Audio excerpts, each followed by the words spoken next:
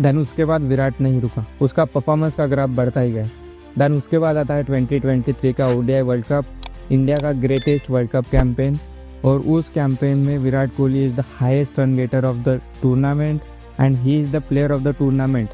But unfortunately वो world cup भी India नहीं जीत पाती and that is one of the heart breaking moment for Indian cricket and Indian fans and Indian players. उसके बाद आया 2024 का T20 वर्ल्ड कप, और ये वर्ल्ड कप कैंपेन विराट का उतना सही नहीं जा रहा था, बट उसके बावजूद भी इंडिया फाइनल में पहुंच गई। और इंडिया को अगर ये फाइनल मैच जीतना था तो सबको पता था कि इस मैच में विराट कोहली के रन स्कोर करना बहुत जरूरी था, and Virat did what he is doing from so many years. He is player of the match and in that final and India won that T20 world cup. और इंडिया ने 13 सालों बाद एक आईसीसी ट्रॉफी को हाथ लगाया, और उस T20 वर्ल्ड कप फाइनल के बाद विराट कोहली ने T20I से रिटायरमेंट ले ली।